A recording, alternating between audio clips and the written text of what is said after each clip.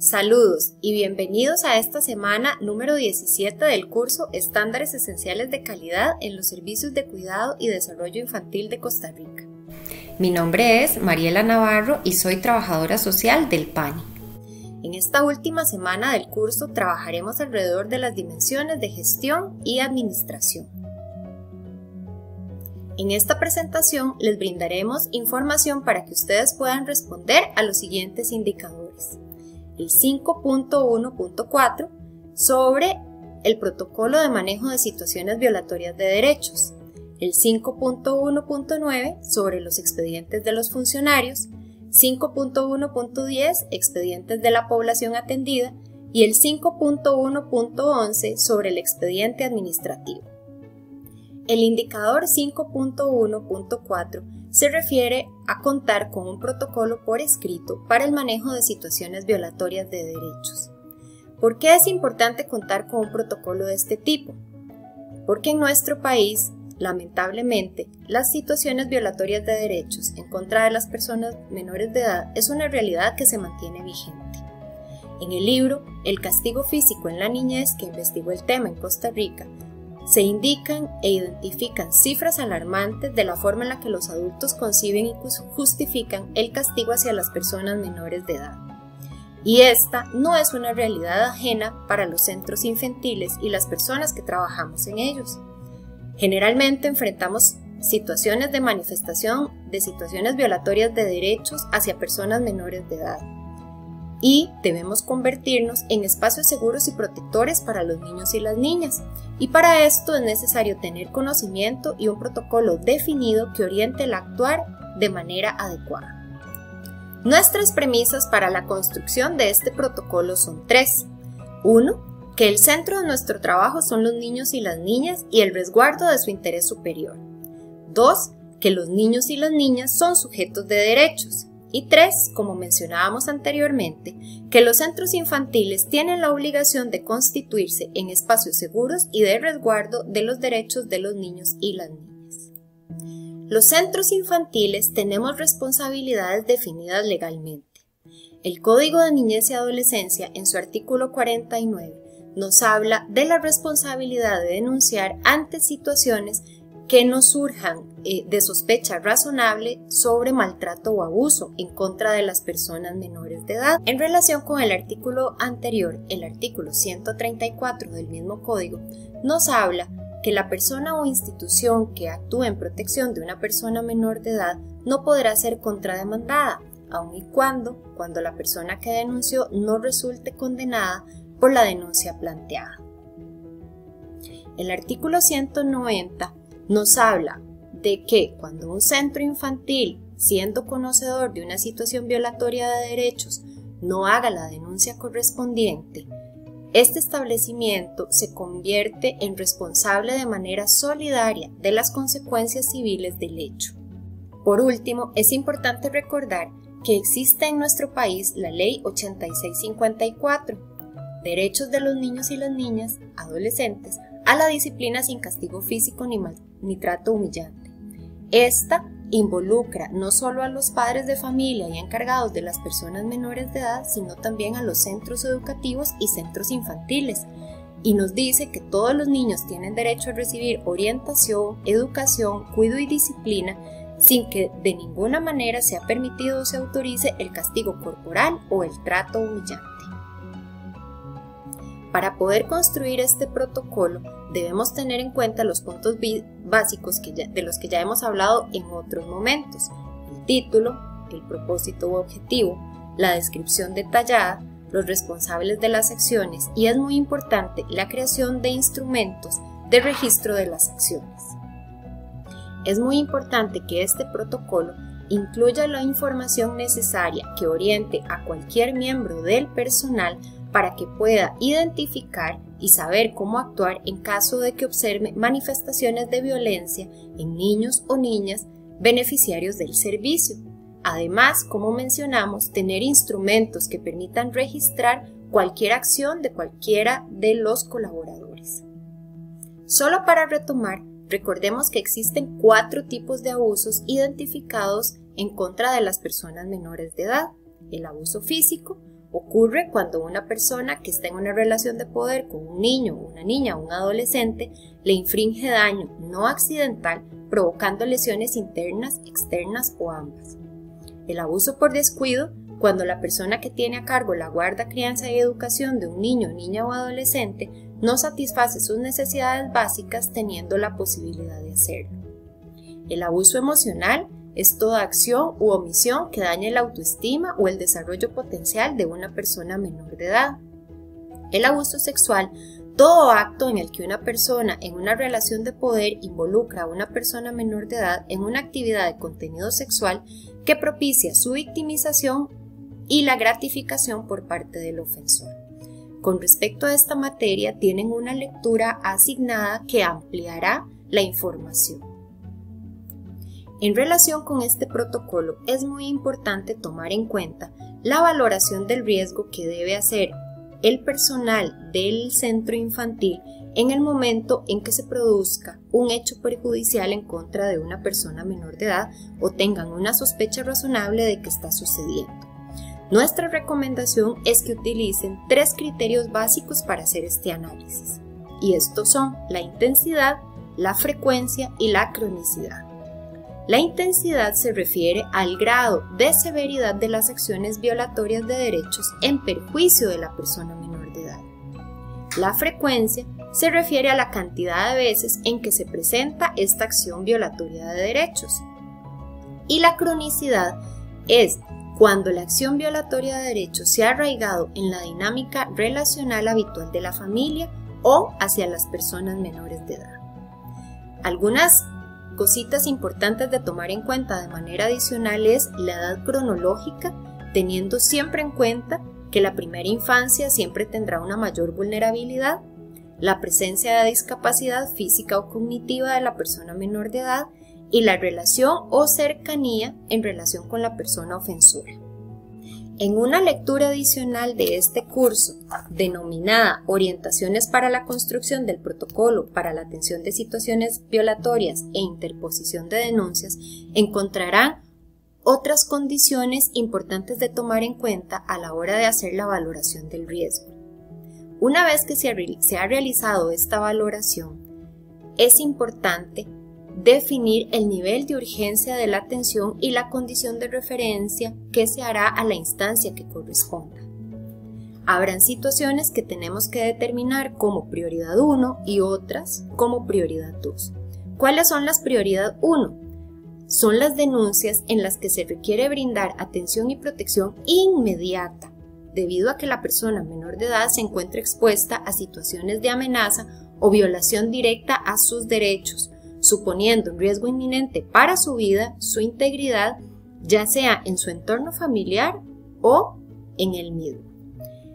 Y las situaciones de prioridad 2 son las denuncias en las que se requiere brindar atención social, psicológica o psicosocial, ya que se refiere a una sospecha o situación violatoria de derechos en contra de una persona menor de edad, que si bien no implica un riesgo inminente que amerite una atención y protección de manera inmediata, si no se intervienen los factores de riesgo, existe una gran posibilidad de que aumente.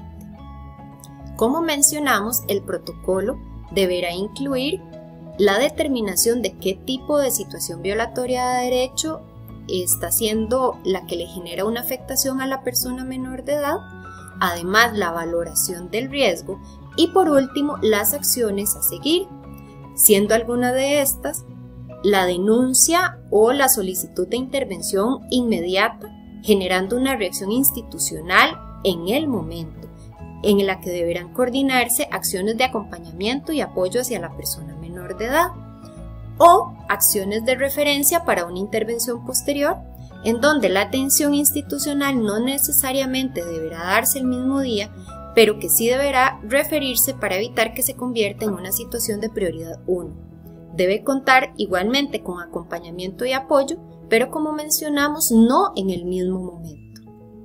Es importante tomar en cuenta que, como mencionamos, estas situaciones deberán ser referidas o derivadas a una instancia superior, sea un ente administrativo o judicial, como lo es el Patronato Nacional de la Infancia o la Fiscalía en caso de que estemos frente a un delito.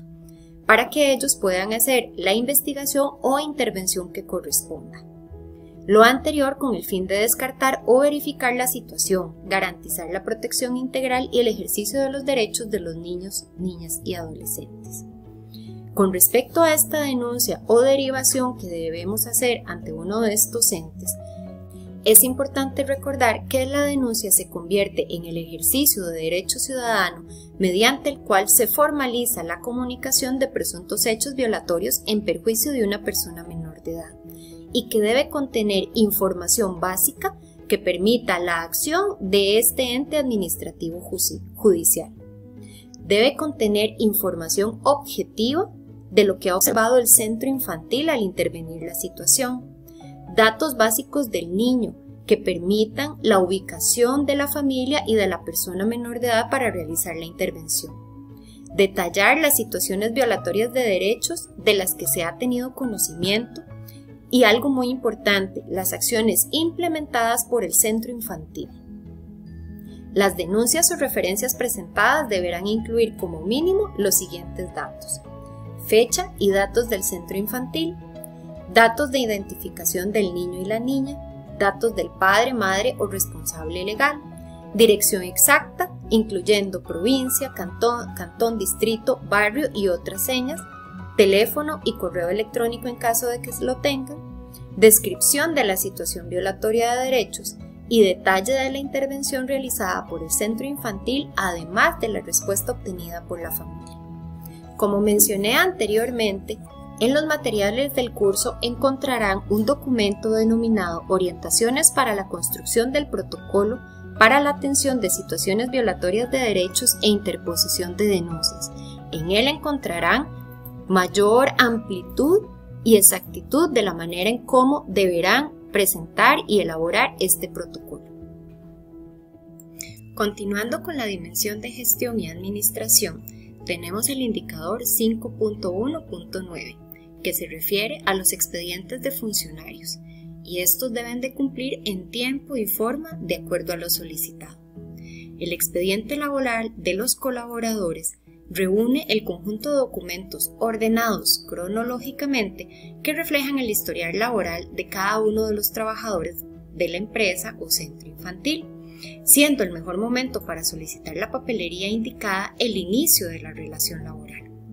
El expediente es sumamente importante, se constituye en una herramienta para la toma de decisiones, permite tener un mejor control administrativo del personal, se constituye en prueba en caso de demandas laborales, la justificación de despido o causa de la terminación de la relación de trabajo y crea certidumbre y seguridad tanto para el patrón como para el trabajador. Dentro de los materiales del curso encontrarán un documento denominado Instructivo para la elaboración de expedientes de los colaboradores de los programas. En él haremos referencia a estos puntos de disposición para la elaboración del expediente y su custodia.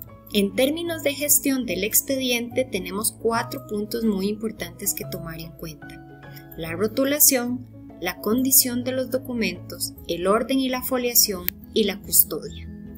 En relación con la rotulación, es importante mencionar que los expedientes deben de estar colocados en una carpeta diseñada para este fin y rotulados refiriendo primer apellido, segundo apellido, nombre completo del colaborador, número de cédula y número de turno.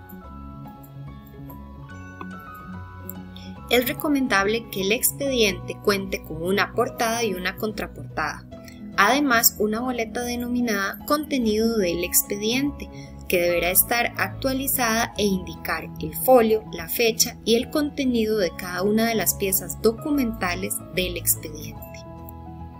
En relación con las condiciones de los documentos resguardados en el expediente, es importante mencionar que lo ideal es que todos ellos estén ubicados en papel tamaño carta. Los documentos que sean más pequeños deben pegarse en hojas de tamaño carta y de color blanco. No deben incluirse documentos que sean en papel fax, se debe sacar una fotocopia de estos. Ningún expediente debe contener documentos sueltos o que no le pertenezcan al colaborador dueño de ese expediente. Los documentos no deben incluir rayones, anotaciones, dibujas, figuras, leyendas ni ningún otro signo. En ninguno de los documentos deben colocarse grapas, ligas, clips o prensas metálicas. En relación con el orden del expediente, ampliaremos más adelante. En relación con el orden y la foliación, tenemos que la organización del expediente debe ser de manera cronológica, incluyendo los documentos de manera ascendente, es decir, del más antiguo, que sería el primero, al más reciente o último, que sería al final, donde el primer número o folio corresponde al primer documento ubicado en el expediente. Cuando se realicen nuevas gestiones administrativas, se debe archivar el documento o los documentos correspondientes, garantizando estos criterios de orden. Con respecto a la foliación, se refiere a cada uno de los números que deben contener las páginas que conforman el expediente. Estas deben estar numeradas. La foliación debe realizarse en la parte superior derecha del documento con un número legible, ojalá con un sello foliador o de lo contrario con un lapicero negro. La foliación se realiza por la parte del frente de cada una de las hojas y se deben incluir números de 3 dígitos. No se deben alterar los folios con corrector líquido ni se debe sobreescribir sobre ellos. En caso de error se debe marcar con una X sobre el folio por corregir y se agrega el nuevo número o folio en la parte superior. En relación a la custodia, lo ideal es que los expedientes permanezcan en archivadores metálicos ordenados en forma alfabética. Deben ser custodiados por el Departamento de Recursos Humanos o, en ausencia de este, por la dirección de cada una de las organizaciones. El contenido del expediente debe incluir una primera parte relacionada con los atestados y títulos académicos del colaborador y una segunda parte relacionada con la correspondencia. Encontrarán ustedes detalles sobre esto en el documento mencionado. Sobre los atestados y títulos académicos deberán incluir hojas de datos personales con fotografía, todos los datos e información relevante del colaborador como nombre, apellidos, nacionalidad, dirección o lugar de residencia, teléfono, cargo que desempeña, salario, fecha de ingreso y de fecha de egreso cuando corresponda, fotocopia de la cédula de identidad, currículum vitae, fotocopias de los títulos académicos, de las certificaciones de capacitaciones, certificación vigente de antecedentes penales cuya vigencia no debe sobrepasar los 2 años, una declaración jurada de parentesco con los servidores de la organización, en caso de ser extranjero, cédula de residencia o permiso de trabajo, acciones de personal y el contrato de trabajo. En relación con la correspondencia, en este apartado se debe incluir experiencia laboral previa, cartas de trabajos anteriores que hagan constar el tiempo laborado, cartas de recomendación y cartas en las que el director del programa asegure que el colaborador o colaboradora ha recibido una inducción sobre la gestión general del programa. Sobre el contrato laboral, el Ministerio de Trabajo recomienda que incluya al menos los siguientes datos: todo lo relacionado con información personal del colaborador, la duración del contrato y la jornada, incluyendo el horario, el sueldo y la frecuencia de pago, lugar donde debe prestar sus servicios, su puesto y es muy recomendable incluir las funciones relacionadas con su puesto. En el documento instructivo para la elaboración de expedientes de colaboradores de los programas encontrarán 3 anexos que facilitarán la comprensión y la construcción de los expedientes de los colaboradores.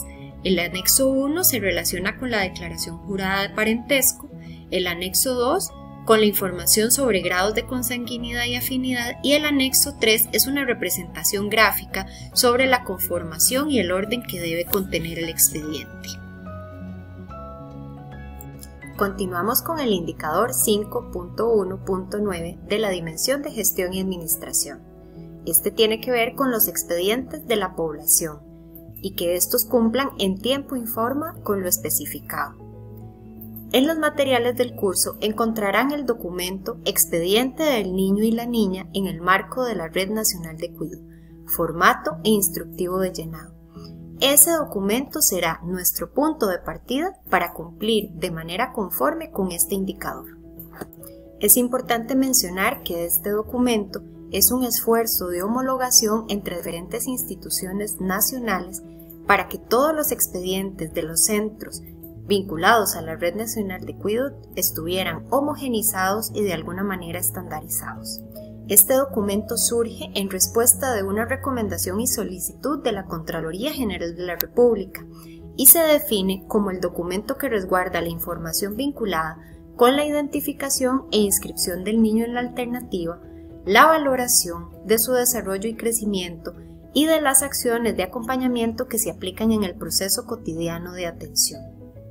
La premisa que tenemos es que es un instrumento normativo fundamental, en tanto permite el registro organizado de los antecedentes y situación actual del niño o niña, que guía el proceso de toma de decisiones para la detección, intervención y seguimiento adecuados del crecimiento, desarrollo, aprendizaje, al tiempo que se constituyen una herramienta relevante para los procesos de habilitación, acreditación y supervisión del funcionamiento de las alternativas existentes. El expediente de las personas menores de edad debe contar y cumplir con una serie de criterios de gestión. Se explican estos ampliamente en el documento mencionado anteriormente. Uno de los criterios es el rotulado. Debe estar rotulado a nivel externo con el nombre de la persona menor de edad completo. Debe estar organizado de manera cronológica, sin secciones y de forma ascendente, es decir, el documento más antiguo al inicio y el último al final. Debe estar debidamente foliado con los mismos criterios mencionados para el expediente del personal. No debe contener más de 200 folios y debe de estar bien sujeto al dispositivo que lo contiene, un folder o AMPO. La ubicación debe ser adecuada, debe contar con un lugar que sea seguro y que sea seco. Debe estar custodiado por el profesional responsable de la alternativa y no debe estar al alcance de cualquier persona. Es un documento con información confidencial. El expediente debe contener la información más relevante del tiempo en que ha estado la persona menor de edad en la alternativa. El expediente se organiza según 3 tipos de contenidos. Sin embargo, como mencionamos en los criterios de gestión, no deben existir divisiones en el expediente, sino que debe estar organizado de manera cronológica.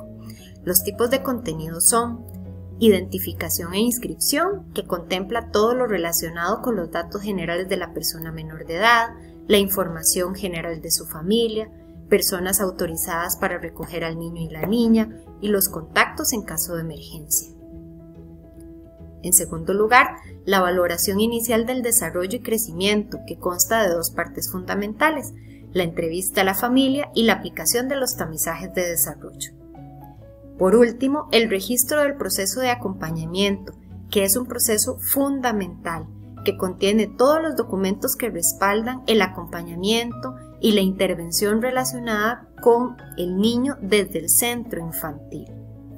Como mencioné, en los recursos de este curso, ustedes encontrarán el documento expediente del niño y la niña. En él encontrarán también un instructivo de llenado que detalla puntualmente la forma en que se debe incluir la información en cada uno de estos 3 tipos de contenido mencionados. Continuando con la dimensión de gestión y administración, tenemos el indicador 5.1.11. el cual requiere de la conformación de un expediente administrativo. Los documentos de evidencia del cumplimiento de estos ítems deben estar ordenados en AMPOs o carpetas de fácil acceso para el profesional evaluador. Esta información siempre debe estar vigente y actualizada según sea su naturaleza. Los ítems seleccionados en esta lista representan aquellos que requieren una revisión documental y que no se solicita que esté archivada en los expedientes de las personas menores de edad o de los funcionarios. En esta presentación voy a detallar cuáles son esos documentos para que sea más fácil la conformación del expediente.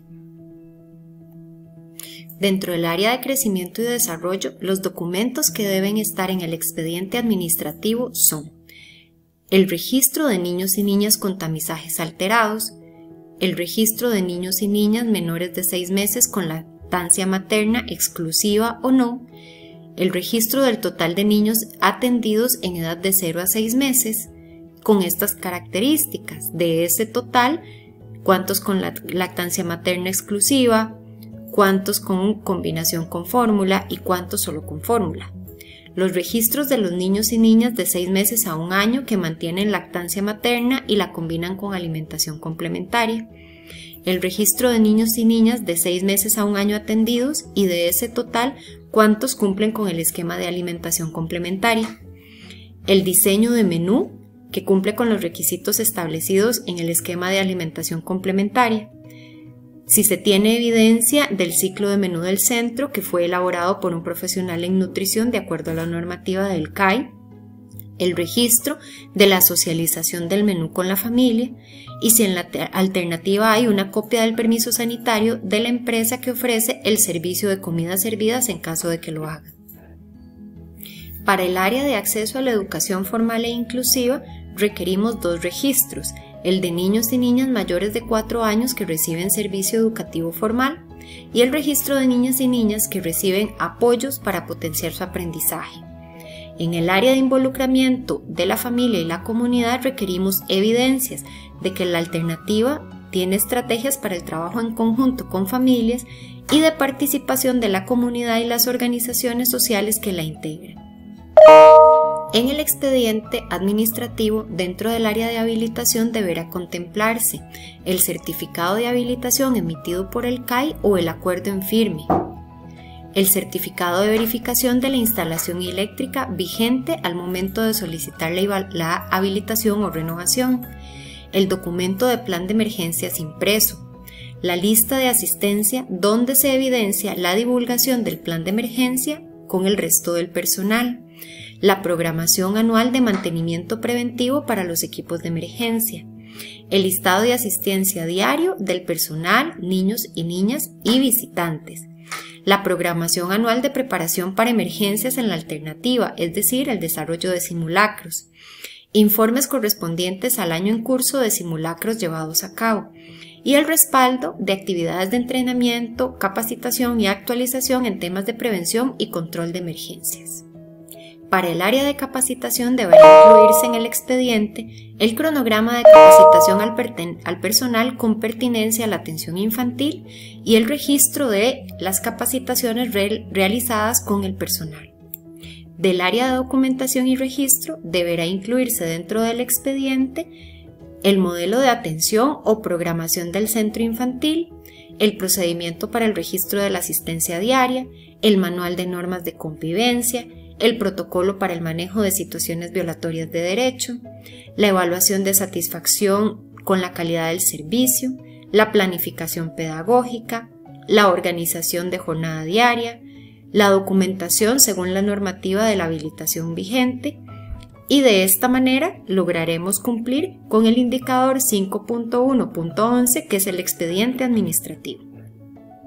El expediente administrativo deberá contar con este cuadrito que es el que incluye la información de cuántos niños y niñas y cuántos docentes y asistentes están ubicados en cada grupo, lo que nos permitirá definir si están las cantidades adecuadas de niños y el número de adultos respectivo.